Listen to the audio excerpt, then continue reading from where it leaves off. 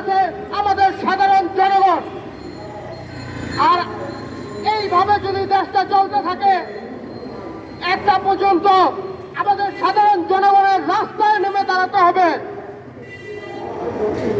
আমরা যদি এইরকম অবস্থায় না থাকতে চাই, এর পরিবর্তন করতে চাই, তাহলে অবশ্যই এই সরকারের পদত্যাগ করা দরকার।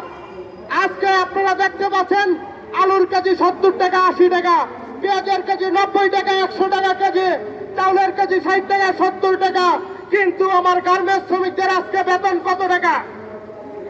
সেই শ্রমিকদের ঘাড়ে দাঁড়িয়ে সরকার ক্ষমতাদারি করছে। আজকে এই সংসারের পেটে, এই শ্রমিকদের পেটে ভাত নাই।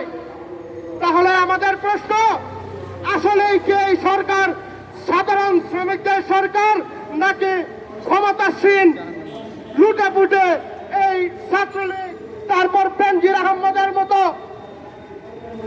ঠিক আছে, যারা দেশটাকে লুটেপুটে খাচ্ছে তাদের সরকার?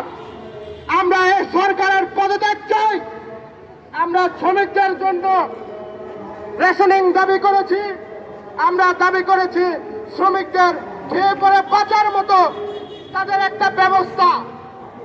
আজও আমাদের গার্মেন্টস শ্রমিকরা 14 ঘন্টা 15-16 ঘন্টা ডিউটি করে। ঈদের পরে গত সোম মঙ্গলবার গার্মেন্টস কারখানার অনেক জায়গায় শ্রমিকদের ডিউটি চালু হয়েছে, কিন্তু অনেক জায়গায় আমরা খবর পেয়েছি গতকালকে যারা রাত 11টা-12টা পর্যন্ত ডিউটি করে আজকে ঈদের জেল ডিউটি করছে।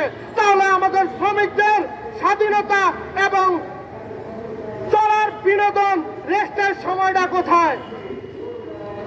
আজকে শ্রমিকরা যে খেয়ে পরে বেঁচে থাকবে ওই রকম বর্তমান কোন পরিস্থিতি নেই।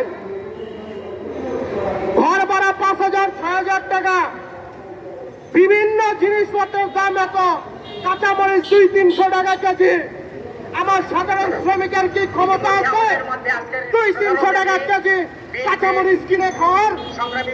আমরা এসব ব্যবস্থা এবং এই লুটেপুটে সরকারের খাওয়ার তীব্র নিন্দা এবং প্রতিবাদ জানিয়ে